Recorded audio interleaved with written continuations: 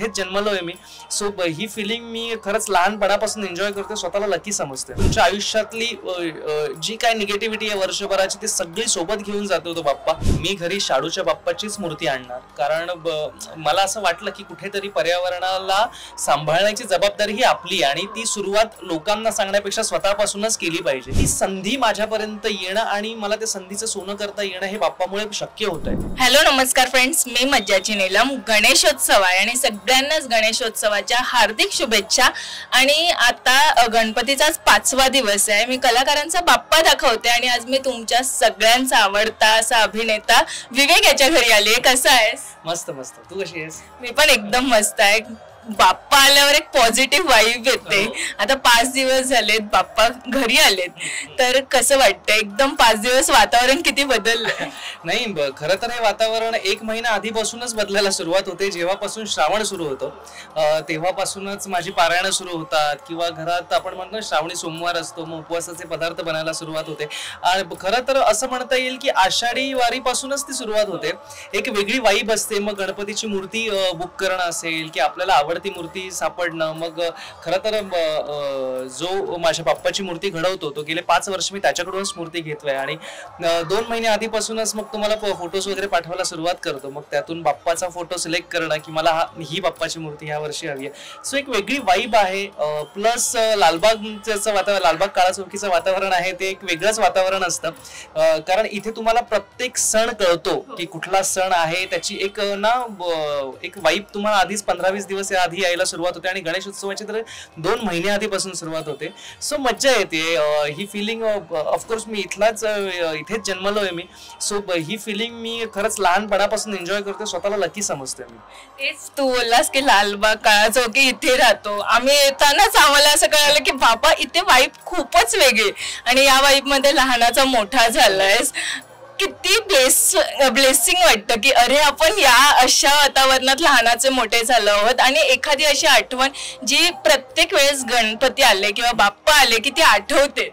खूप आठवणी आहेत.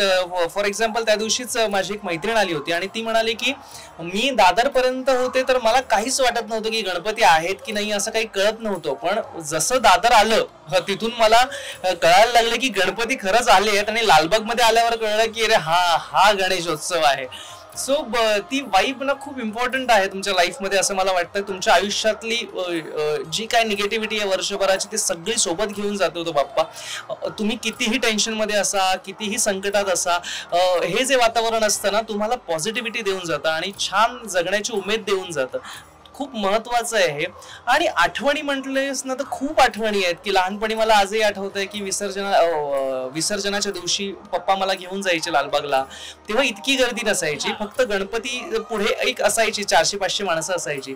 तेव्हा ना फोटोज असे मिळायचे प्रत्येक गणपतींचे. मग लालबागचा राजा असो, गणेश गल्लीचा गणपती पास झाला की काही माणसं असायची जे 5-5 रुपयाला ते फोटोज मिळायचे. सो माझ्याकडे ते सगळं कलेक्शन होतं. अशा बऱ्याच आठवणी आहेत. किंवा तेव्हा माझ्या काकांकडे गणपती बसायचा. सो तर आम्ही असंच जायचो, शाळा सुटली की पप्पा संध्याकाळी आले कामावरून की आम्ही लालबागला गणपतीच्या मूर्त्या बघायला जायचो, आणि असं सिलेक्ट करायचो की ही आपली, तो छान आहे, हा मस्त आहे. सो या अशा खूप छान गोड आठवणी आहेत.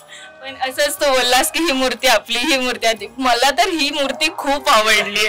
तर ही मूर्ती आपण घरी न्यायची किंवा हा बाप्पाच आपल्याला घरी हवा, हे कधी ठरवलंस आणि कसं ठरवलं? नाही, जसं मी म्हटलं ना की कोविड नंतर मी ठरवलं की मी घरी शाडूच्या बाप्पाचीच मूर्ती आणणार, कारण मला असं वाटलं की कुठेतरी पर्यावरणाला सांभाळण्याची जबाबदारी ही आपली, आणि ती सुरुवात लोकांना सांगण्यापेक्षा स्वतःपासूनच केली पाहिजे. सो तेव्हापासून मी मूर्ती शाडूची घ्यायला सुरुवात केली. आणि अनायासेनं मी इंस्टाग्रामवरती असं सर्च करत होतो तर मला अशा मूर्त्या दिसल्या. आकाट स्टुडिओ नावाचं एक पेज दिसलं. सो त्याच्यावर आकाश कांबळे नावाचा एक मूर्तिकार आहे. सो त्याला रॅन्डम मी मेसेज केला, आणि त्याने लगेच शिकवणारे दादा तू आहेस का वगैरे, त्याने मला नंबर शेअर केला, फोन केला समोरून. मी म्हटलं बघ आकाश, मला मूर्त्या खूप आवडल्या, तर कुठली तू मला दादा तू सांग कुठली करायची पाहिजे, तुझ्यासाठी आपण एक वेगळी बनवूया. सो तिथून ती सुरुवात झाली. मला खूप आवडली त्याने पहिल्या वर्षी बनवलेली मूर्ती, आणि मग तिथून माझं ठरलं की काही झालं तरी मी माझ्या घरच्या बाप्पाची मूर्ती हे याच्याकडूनच घेणार. आणि दरवर्षी तो काहीतरी व्हेरिएशन्स देतो. त्याचं ना एक ठेवण असते मूर्तीची, ती सेम असते. छान असे डोळे आहेत, फेस आहे, बॉडी कलर कलर तुम्ही बघाल तर एकदम नॅचरल बॉडी कलर आहे आणि इतकं छान डिटेलिंग आहे ना, म्हणजे तुम्ही जवळून पाहिलं ना तर हातांच्या बोटांपासून तुम्हाला कळतंय का लहान बाळाचा हात आहे तो किंवा लहान बाळाचा पाय आहे तो, इतकं छान डिटेलिंग आहे. म्हणजे तुम्ही कुठेही बघा की अगदी हा चौरंग बघितलात ना तुम्ही तर खाली अगदी पाय आहेत त्याचे, असं तुम्हाला खरंच वाटतं की तो खरा चौरंग त्याने ठेवलाय की काय. सो इतकं छान डिटेलिंग असताना तो काही फोटोज मला पाठवतो 2 महिने आधी, पण ह्या वर्षी तर मी म्हटलं होतं की करेन करेन करेन. त्याचाच मला फोन आला, अरे दादा कुठली मूर्ती करायची ह्या वर्षी. म्हटलं कुठली करूया तू सांग. तर त्याने मला एक 3-4 फोटोज पाठवले. तो म्हणाला की दादा ही करूया, ही छान आहे यावेळी. म्हटलं ओके. कारण इनफॅक्ट त्याचा 1 आठवडा आधी मला फोन आला होता की अरे दादा हे कलर कॉम्बिनेशन काय ठेवू. मी म्हटलं बघ बॅकग्राऊंड जो आहे मी ठरवलाय तो डार्क ग्रीन आहे, तो जो तू ठरव आता तुला काय वेट करायचं आहे ते. सो अशा प्रकारे बाप्पा म्हणजे आधी ना खरंच मी 2-2 महिने आधीपासून सगळं अख्खा लालबाग परेळ वगैरे सगळं पालथं घालायचो. पण गेले 5 वर्ष माझं ते टेन्शन गेलेलं आहे. मी त्याला विचारतो, तो सांगतो की दादा हे करूया. म्हटलं ओके. म्हणजे मूर्तीच्या आधीच ठरलेलं की बॅकग्राऊंड हे असणार आहे. तर ही सगळी डेकोरेशनची तयारी तू केलीस की आई बाबांनी मदत केली आणि सगळं असं चाललेलं? नाही, डेकोरेशनची कन्सेप्ट माझी आहे पूर्ण. कारण डोक्यात सुरू असतं की बाबा हा व्हिडिओ ते फोटोज वगैरे असं बघून कळतं की बाबा हे करूयात. पण ऑफकोर्स आम्ही 3घच आहोत घरात. सो त्या दोघांच्या हेल्प शिवाय होणं पॉसिबल नसतं. कारण मी जरी घरात हे सगळं करत असलो तर मग मी आईला किंवा पप्पांना सांगतो की खाली जाऊन जरा हे घेऊन या, ते घेऊन या, हे करा ते करा. जसं की हा स्वस्तिक आहे, तो माझ्या डोक्यात होतं की रॅन्डम फुलं लावायची, पण आईने सांगितलं की नाही स्वस्तिक काढ जरा छान दिसेल. सो अशा बऱ्याच गोष्टी आहेत. सो तिघांची ही मेहनत आहे.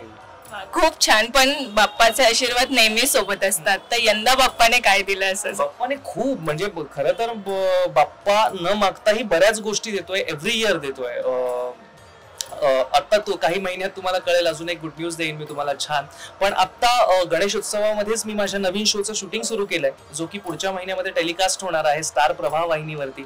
सो त्या शो मधून पण तुम्ही जसं भाग्य दिले, तुम्हाला भरभरून प्रेम दिलत ना, तर मला गॅरंटी आहे की हा शोही तुम्हाला तितकाच आवडेल.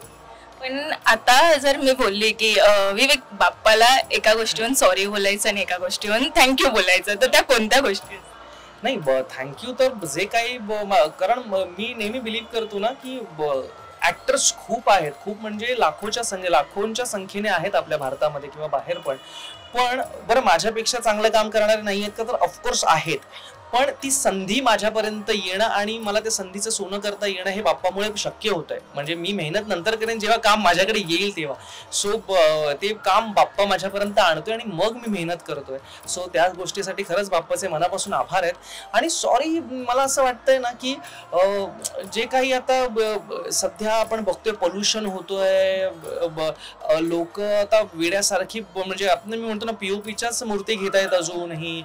उंच गणेश मूर्ती असतायत. मला लहानपणी खूप आवडायचं, जेन्युइनली स्पीकिंग मला खूप आवडायच्या. पण गेल्या 4-5 वर्षात मला खरंच असं झालंय की नाही यार, याची गरज नाहीये. तुम्ही छान छोटी मूर्ती बनवा बाप्पाची आणि तुम्ही डेकोरेशन छान करा ना, तुम्हाला हवं तसं करा, तुम्ही छान सेलिब्रेट करा.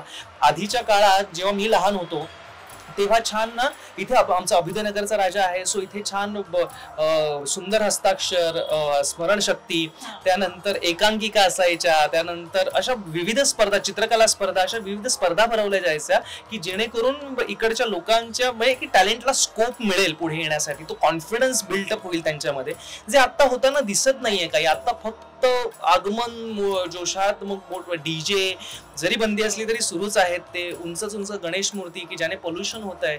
मला माहिती आहे की आपला सण आहे, पण मला असं वाटतं की आपला सण आहे ना, मग पर्यावरणही आपलंच आहे. पुढे जाऊन त्यामुळेच आपण जगणार आहोत, ज्याचा एक फटका आपण ऑलरेडी खाल्लेला आहे 2020 साली 21 साली. सो मला असं वाटतं की त्या गोष्टीसाठी बाप्पाला सॉरी म्हणायचं. अगदी खरंच तू हे बोललास. पण आता एक असं बोलतं की बाप्पा आले ना की मोदक गोड सगळं येतं, तर असं काय आहे का की डाएट केलंस की डाएटला मारो बोली? खरं तर नाही करत मी डाएट गेले 1-1.5 महिना. आणि जेन्युइनली मी काय असं उकडीच्या मोदकांचा वगैरे फॅन नाहीये, पण मला माव्याचे मोदक खूप आवडतात. म्हणजे स्पेशली काही पेढे आहेत, माव्याचे पेढे आहेत, खव्याचे पेढे आहेत, सो रसगुल्ला आहे, रसमलाई आहे, हे मोजके स्वीट्स मला प्रचंड आवडतात. ते मी कितीही खाऊ शकतो. सो त्या निमित्ताने बाप्पाच्या निमित्ताने ते सगळं खायला मिळतंय. पण आता तुझ्या परिसरात बघतोय की म्हणजे घरी बाप्पासाठी गाणी लावायची गरजच नाही, चालूच आहे. तर अशा ह्याच्यात किंवा आता आजूबाजूचा परिसर अवसर आहे, तर आरती वगैरे करताना किती कल्ला असतो इथे. नाही छान मज्जा असते. खरं तर ह्या वर्षी तितकंसं झालं नाहीये, पण मी तुम्हाला सांगतो की ठरलेले असतात. एक निदान आता गौरी गणपती पर्यंत असतो बाप्पा माझा, सो 2 ते 3 आरत्या तरी छान ढोलकीवरती असतात. मग त्यात पावना शंभू पासून सगळ्या आरत्या होतात. ऑलमोस्ट एक पाऊण ते 1 तासापर्यंतची आरती असते आणि जी की खूप मजेदार असते. म्हणजे लिटरली तुम्हाला एक ना छान वाईब ती आरती संपल्यावर तुम्हाला जाणवते, ती वाईब फील होते तुम्हाला, पॉझिटिव्ह वाईब. सो खूप मजा आहे इथे. जसं तू म्हणालीस की बाहेर इथे ना घरात बाप्पाचं गाणंही लावायची गरज नाहीये, तिथे स्पीकर लागलेला असतो, घरात गाणं ऐकू येतं. जत्रेत जायचं असेल तर लहानपणापासून ही जत्रा मी एन्जॉय करतोय, जे की समोरच माझ्या ग्राउंड मध्ये आहे. सो असं बघायला गेलं ना तर या सगळ्या बाबतीत मी खूप लकी आहे. खरंच आहेस. आणि जर बाप्पाला जाता जाता मी बोलली की बाप्पाकडे यंदा काय मागणार आहेस, तर काय मागणार? नाही, यंदा बाप्पाने दिलाय मला ऑलरेडी. फक्त इतकंच म्हणेन की मनापासून मेहनत करेन, पण तो शो ही भाग्य दिले तू मला सारखाच किंवा त्याही पेक्षा जास्त लोकांपर्यंत पोहोचू दे, त्यांना आवडू दे, बस. बाकी काय. खरंच ही पण इच्छा तुझी पूर्ण करतील बाप्पा. आणि थँक्यू सो मच. आणि तुला खरंच पुढच्या सगळ्या वाटचालीसाठी खूप खूप शुभेच्छा. थँक्यू. आणि मज्जाच्या सर्व रसिक प्रेक्षकांना गणेश उत्सवाच्या खूप खूप शुभेच्छा. गणपती बाप्पा मोरया. मंगलमूर्ती मोरया. मराठी चित्रपटसृष्टीमधील latest update, original web series, shows, गाणी आणि एंटरटेनमेंटसाठी आमच्या चॅनलला सबस्क्राईब करा आणि बेल आयकॉन दाबायला विसरू नका.